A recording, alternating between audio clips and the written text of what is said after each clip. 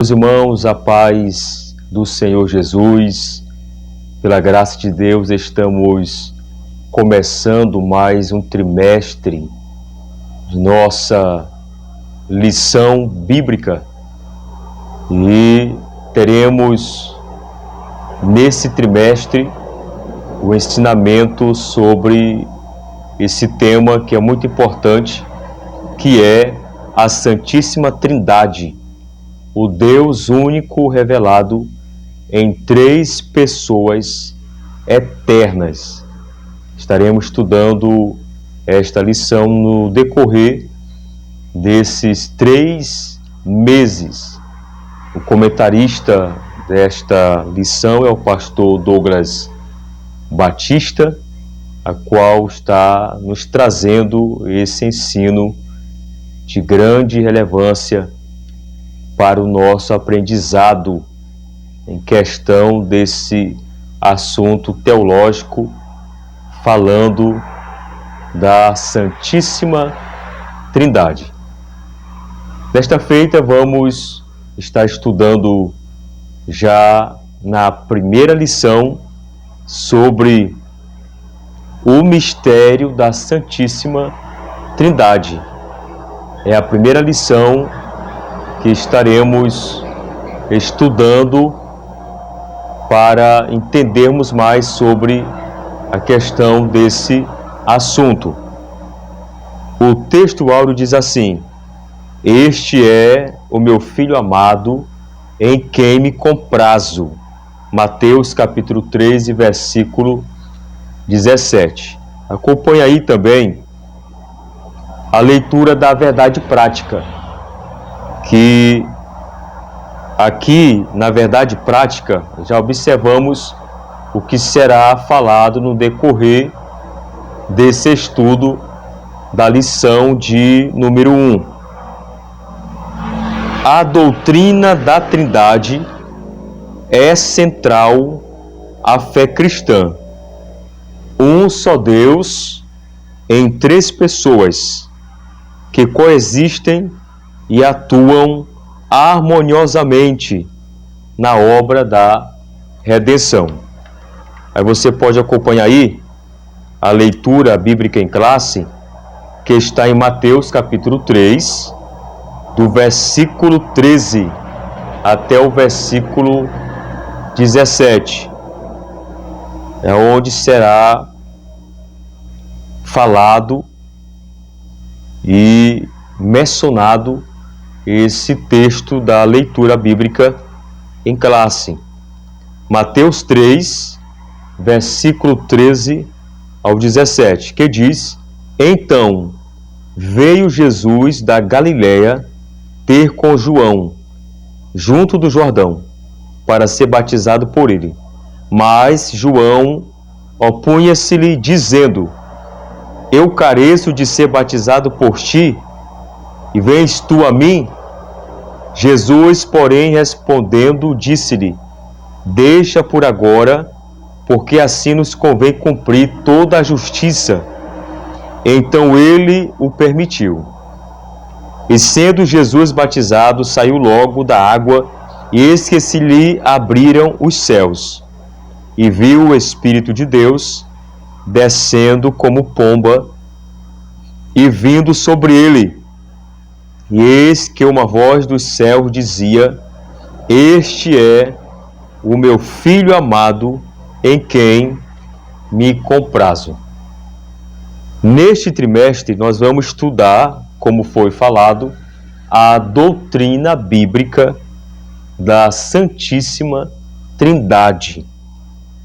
E na presente lição, com base na revelação do batismo de Jesus, compreenderemos como o Pai, o Filho e o Espírito Santo coexistem em perfeita unidade e atuam conjuntamente na obra da salvação. Eu quero aqui também apresentar os objetivos da lição. Nós temos aqui 3 objetivos da lição. O primeiro objetivo da lição diz: explicar a revelação da Trindade no batismo de Jesus. Segundo, mostrar a unidade e a distinção das pessoas divinas à luz das Escrituras.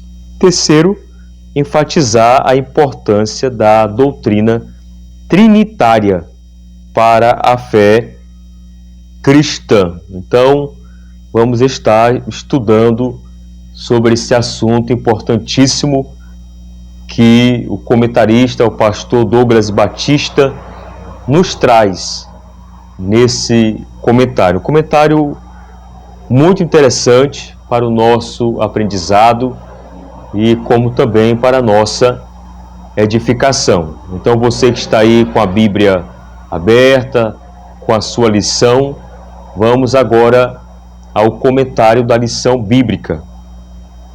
E queremos também lembrar que a palavra-chave da lição é Trindade.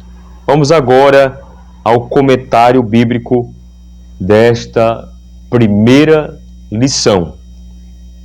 O batismo de Jesus retrata um dos momentos da revelação divina sobre a natureza trinitária de Deus.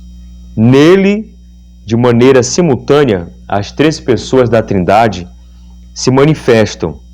O Filho é batizado, o Espírito Santo desce como pomba e o Pai fala dos céus. Tudo isso acontece no texto que acabamos de fazer a leitura, em Mateus capítulo 3, versículo 13 ao 17. O episódio fornece uma base sólida para a doutrina da Trindade. Esse episódio, esse texto, menciona aqui pontos importantíssimos sobre a questão da Santíssima Trindade, nesse episódio. E nesta lição nós vamos destacar, vamos abordar o mistério da Trindade sob três aspectos: a revelação no batismo de Jesus, a distinção e a unidade das pessoas divinas e a relevância da Trindade para a fé cristã. Vamos observar aqui agora os tópicos da nossa lição, começando pelo primeiro tópico. O primeiro tópico diz a revelação trinitária no batismo de Jesus. Aqui vai explicar o texto que fizemos a leitura, Mateus capítulo 3.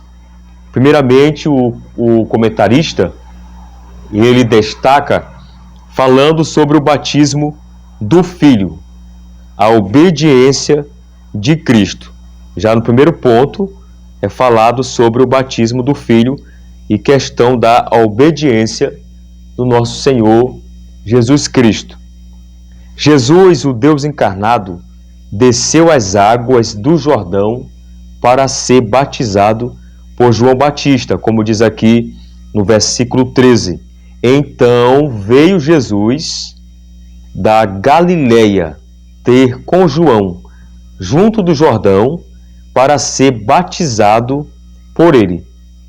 Então observamos aí que o Senhor Jesus desceu às águas do Jordão para ser batizado por João Batista. E este ato, à primeira vista, pode parecer desnecessário, já que Jesus não era um pecador. Contudo, ele disse, observe aí o que Jesus diz no versículo 15: deixa por agora, porque assim nos convém cumprir toda a justiça. Jesus não precisava ser batizado como uma forma de expressar arrependimento. Observe isso, Jesus ele não precisava. Contudo, ele se submeteu a essa tradição judaica, associando-se à condição dos pecadores que veio salvar. Assim, o batismo de Jesus é um gesto de identificação com a humanidade pecadora.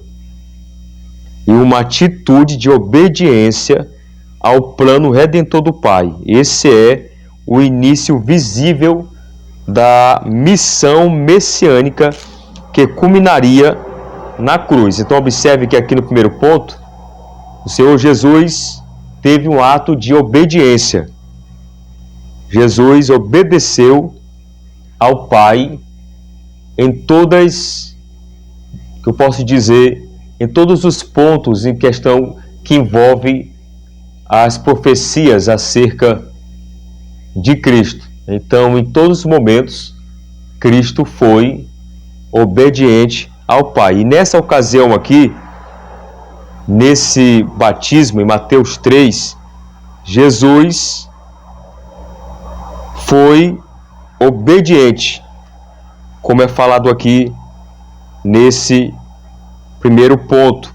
Jesus teve uma atitude de total obediência ao plano, ao projeto redentor do Pai. Então observamos que o batismo de Jesus é um exemplo de humildade e obediência.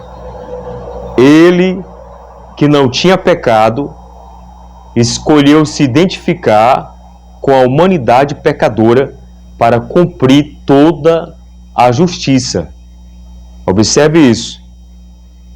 Este ato demonstra que Jesus estava disposto a seguir o plano redentor do Pai desde o início de seu ministério. E além disso, o batismo de Jesus nos ensina que a obediência a Deus muitas vezes envolve humildade e disposição para nos submetermos à sua vontade, mesmo quando não entendemos completamente.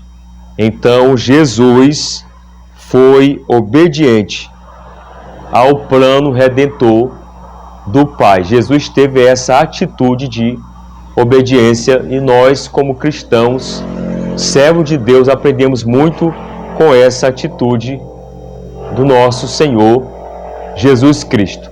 Aqui no segundo ponto vai falar já sobre a descida do Espírito, a unção para o ministério. Observe que logo após Jesus sair das águas, Jesus viu os céus se abrirem e o Espírito Santo desceu sobre ele em forma corpórea de uma pomba.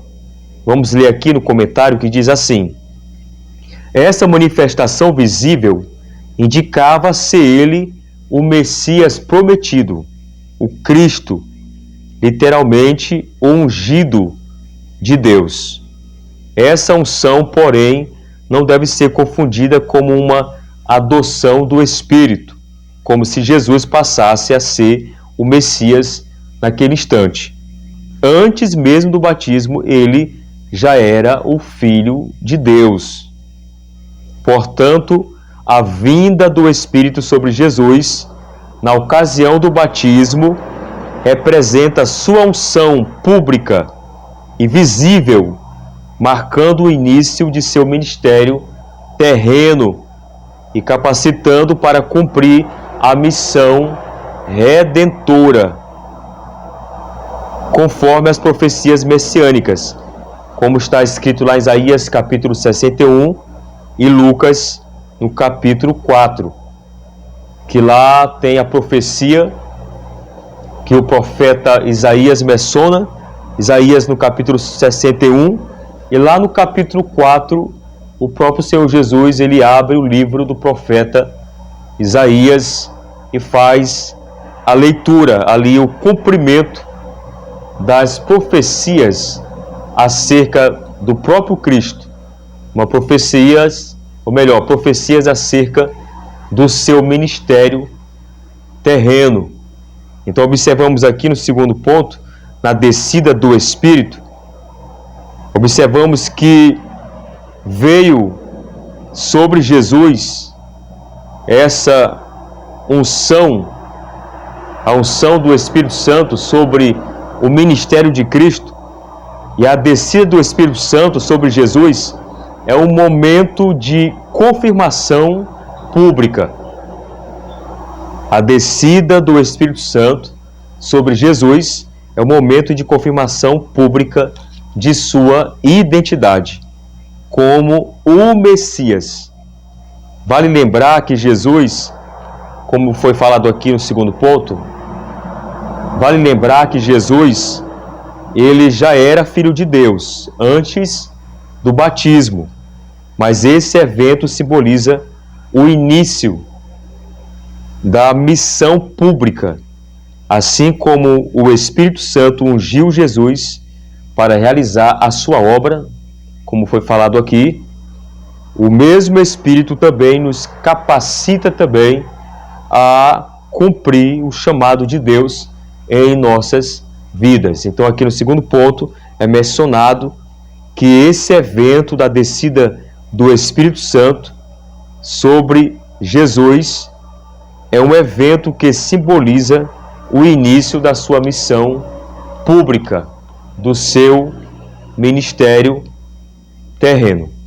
Então observamos aqui que a vinda do Espírito Santo sobre Jesus na ocasião do batismo representa sua unção pública e visível, marcando o início de seu ministério terreno e também capacitando para que Cristo viesse cumprir a sua missão redentora, como foi profetizado pelo profeta Isaías lá no capítulo 61.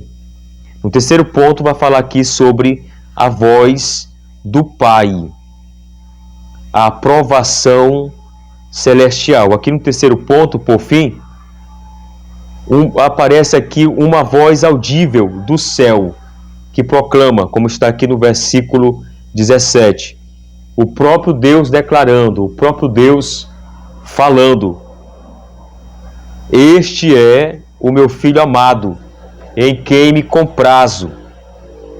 Aqui trata de uma declaração solene e pública do Pai, que não apenas confirma a identidade messiânica, mas também a divindade de Jesus. Então, quando Deus declara essa palavra extraordinária para seu filho, o próprio Deus está confirmando aqui que o filho tinha uma identidade messiânica, que ele era o Messias, e que também em si o próprio Deus aqui prova e confirma a divindade de Jesus, que ele era realmente o Filho de Deus e que ele era realmente o Messias prometido de Israel e que seria aquele que iria morrer pela humanidade e que seria aquele que morreria por nós e que ressuscitaria ao terceiro dia. Então aqui é uma afirmação extraordinária. Observe aqui que no comentário diz: essa afirmação remete às mensagens messiânicas e proféticas, que Jesus é o Filho eterno, o ungido de Deus e aquele que agrada plenamente ao Pai. Então aqui é uma afirmação extraordinária acerca da identidade do Messias e como também comprovando a divindade do Senhor Jesus. A voz celestial não inaugura sua filiação, mas a proclama diante da humanidade, confirmando a encarnação do Verbo, como acabei de falar. Então, desse modo, a voz de Deus no batismo autentica não somente a missão redentora de Jesus, mas ainda demonstra sua filiação divina. Ele é o Filho em quem o Pai tem completo prazer.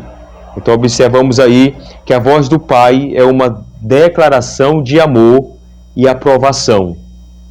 Este momento nos mostra que Jesus não estava agindo sozinho, mas em perfeita comunhão com o Pai e com o Espírito Santo. A sinopse 1 diz: a revelação da Trindade no batismo de Jesus, porque aqui no capítulo 3 de Mateus, aqui é uma revelação da Trindade nesse texto.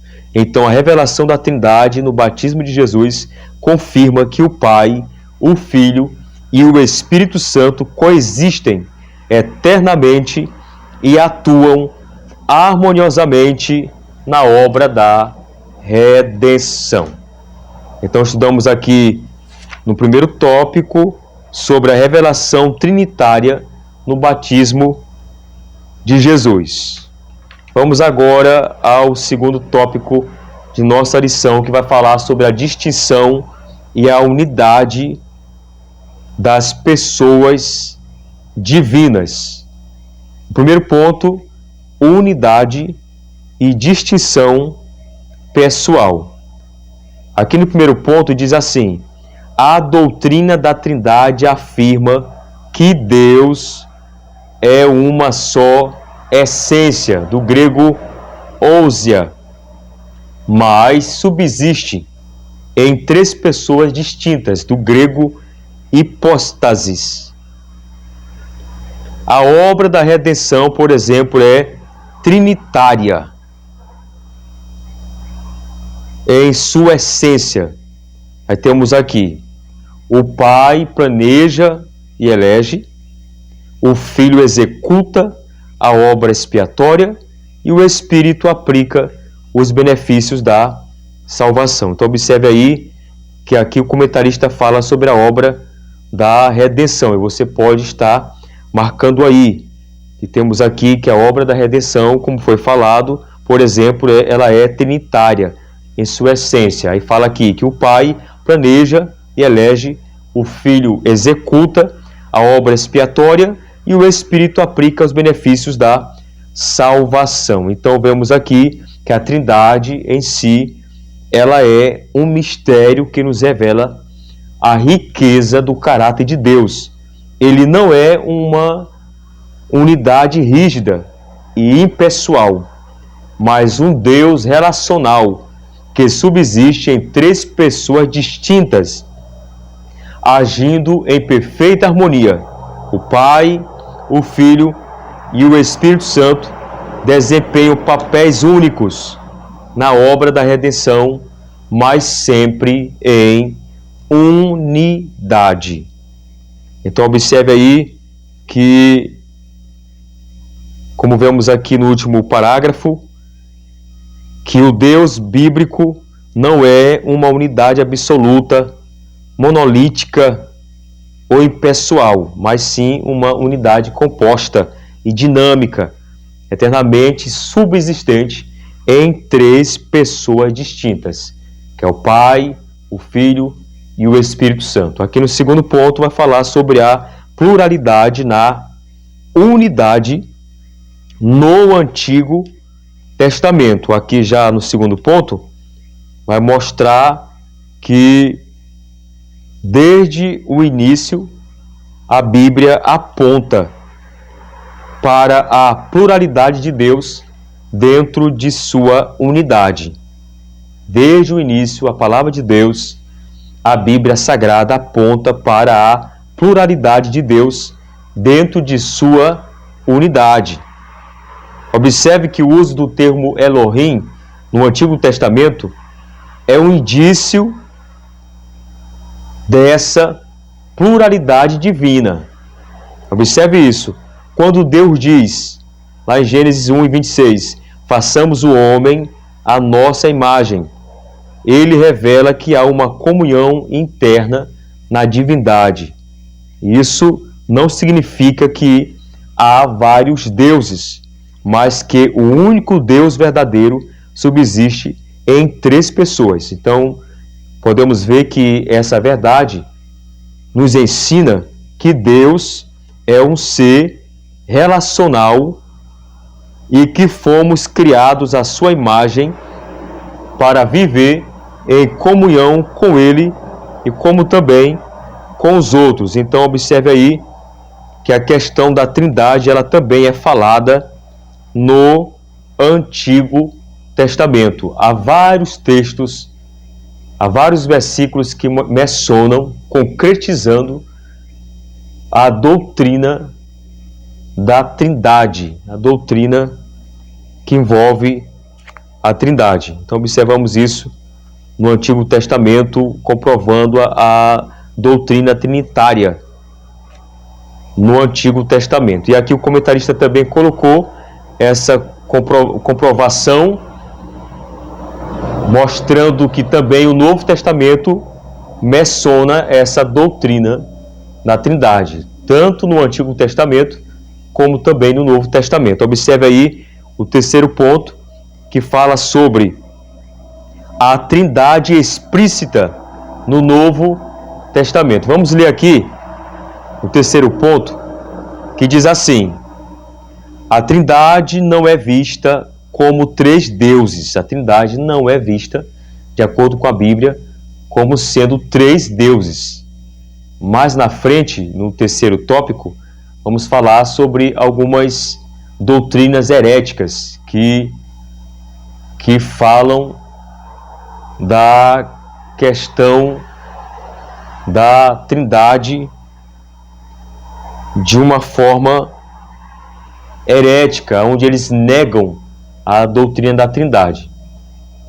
No terceiro tópico vai falar sobre a questão dessas doutrinas heréticas que refutam a doutrina verdadeira, autêntica da Trindade. Então vamos observar aqui já um terceiro ponto. Acompanhe comigo essa leitura aqui.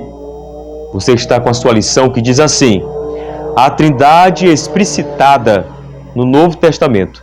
A Trindade não é vista como três deuses, mas como três pessoas em um único Deus. Vai ser mencionado aqui alguns pontos confirmando a doutrina da Trindade. Você pode marcar aí na sua lição. Por exemplo, na fórmula batismal, no momento do batismo, Jesus ensinando na forma batismal, em Mateus 28 e 19, Jesus dizendo: batizando-as em nome. Observe aqui a doutrina da Trindade de forma explícita, até no batismo, batizando-as em nome do Pai, do Filho e do Espírito Santo. Aqui o substantivo singular nome vem do grego onoma, indica uma só essência, seguida por três pessoas distintas. Então aqui é verdadeiramente a Trindade de forma explícita. Outra comprovação: o mesmo ocorre na bênção apostólica. 2 Coríntios 13:13. A graça do Senhor Jesus Cristo, o amor de Deus e a comunhão do Espírito Santo seja com vós todos. Aqui é a bênção apostólica, que todo final de culto, o pastor em si, ele menciona e também impetra ali a questão da bênção apostólica no final do culto. E observamos aqui que a questão da bênção apostólica, ela é mencionada também nas cartas do apóstolo Paulo. E na bênção apostólica tem o conceito também da Trindade. E esse texto aqui associa as três pessoas de modo equitativo.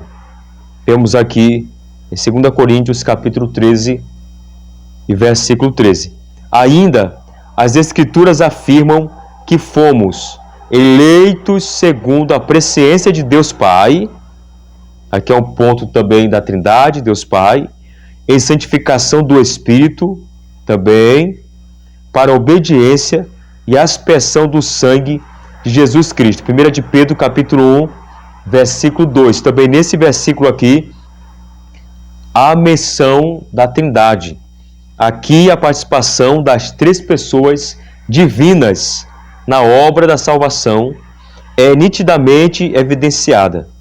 E Paulo acrescenta também em Efésios capítulo 4, há um só corpo e um só Espírito e um só Senhor, um só Deus e Pai de todos. Então essa tríade Espírito, Senhor e Deus Pai reflete, obviamente, a estrutura trinitária da divindade. Então, podemos ver que no Novo Testamento a Trindade é claramente revelada. Nesses 3 versículos aqui que foi mencionado, uns 4 versículos aqui comprovando a doutrina da Santíssima Trindade. A sinopse 2 diz: a unidade e a distinção das pessoas divinas mostram que a Trindade não é 3 deuses, mas um só Deus em essência, revelado como Pai, Filho e Espírito Santo.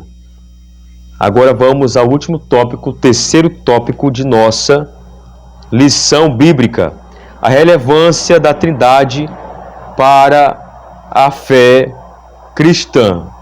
Aqui no primeiro ponto fala sobre desenvolvimento doutrinário da Trindade.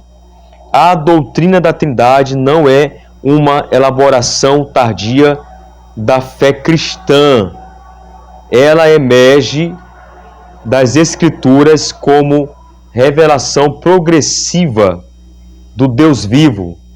Aí diz aqui no comentário: sua plena compreensão foi definida nos primeiros séculos da Igreja. O Concílio de Nicéia proclamou que o Filho é da mesma substância, do grego homósios, mesma substância do Pai, condenando a ideia de que ele fosse uma criatura exaltada.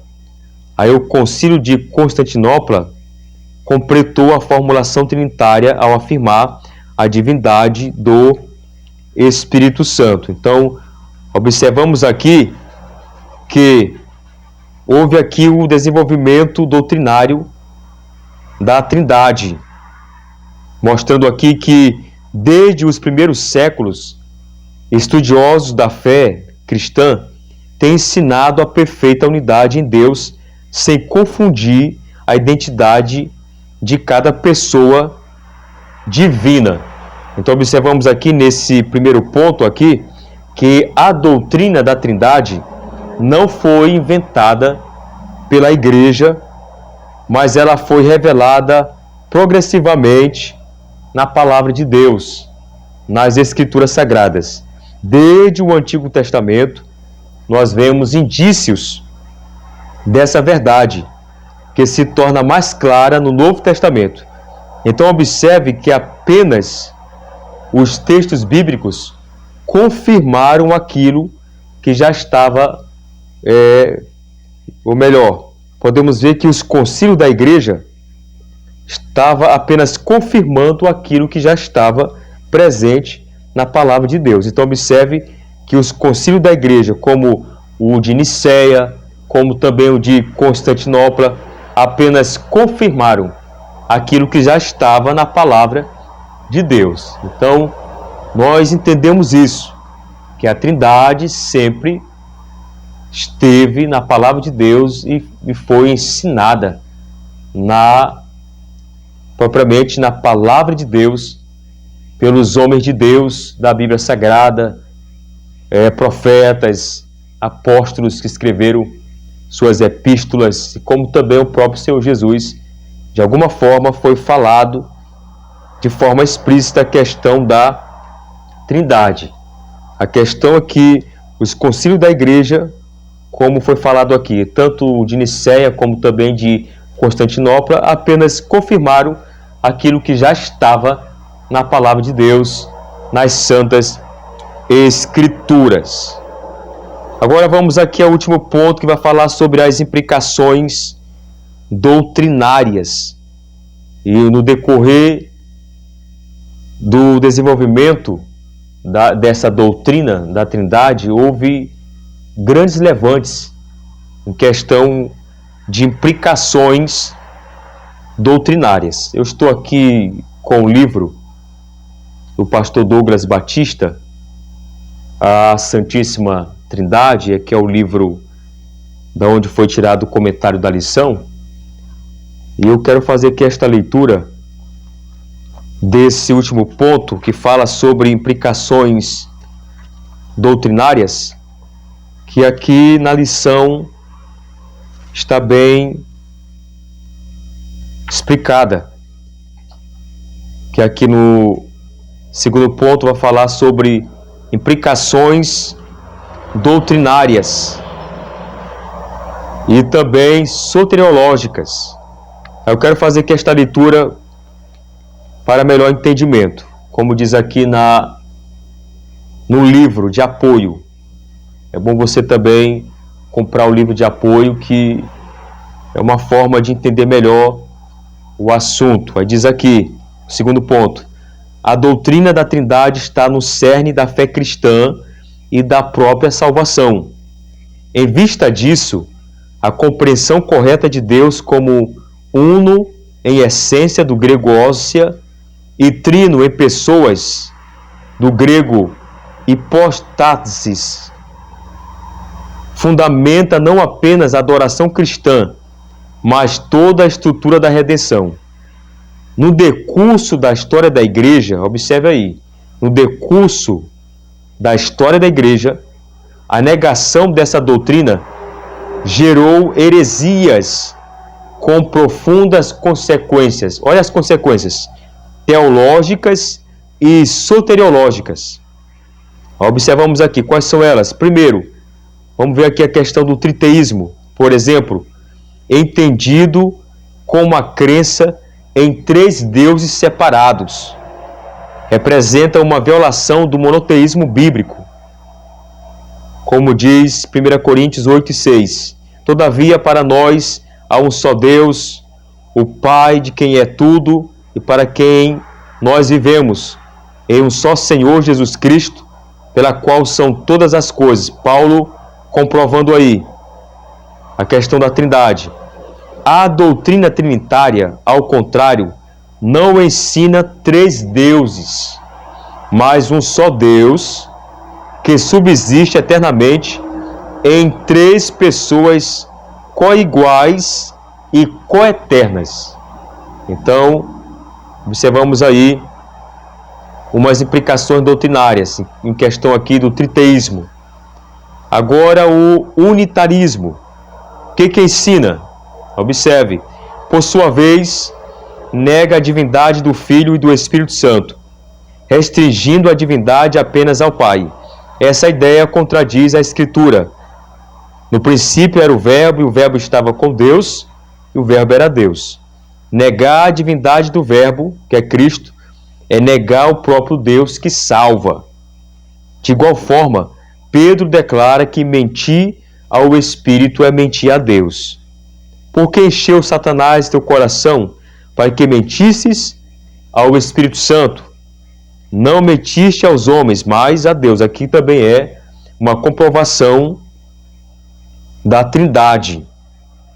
Então observamos aí a questão do unitarismo, que nega a divindade do Filho e do Espírito Santo. Agora vem o unicismo e o modalismo. Ensina que Deus é um só, que se manifesta em 3 modos ou formas distintas ao longo da história: Pai na criação, Filho na redenção e Espírito na santificação. Esse ensino foi rejeitado pela igreja primitiva no século III, no século III, especialmente contra Sabélio, por confundir as pessoas da Trindade e negar sua distinção simultânea. Essa heresia é refutada no batismo de Jesus.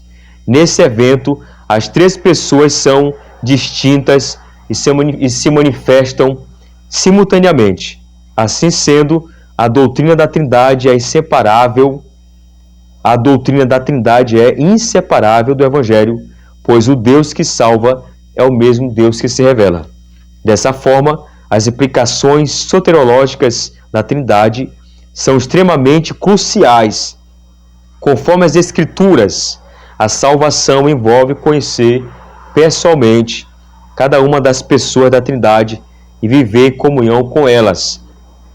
Como diz João 17,3, o próprio Senhor Jesus, ele diz: e a vida eterna é esta, que conheçam a ti só por único Deus verdadeiro e a Jesus Cristo a quem enviaste.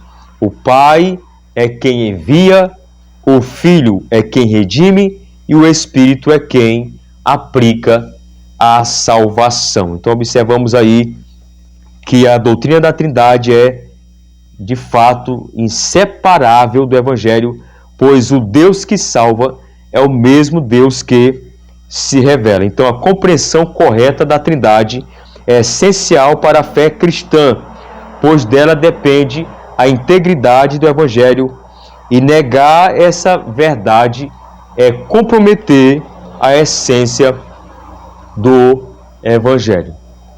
Que lição extraordinária que nos ensina coisas maravilhosas acerca da Trindade. Vamos agora para a conclusão que diz: compreender a Trindade é fundamental para manter a fidelidade doutrinária. Ela não apenas protege a integridade da revelação de Deus, mas também sustenta toda a estrutura da salvação. Crer na Trindade é crer no Deus que salva e que se manifesta plenamente como Pai, Filho e Espírito Santo.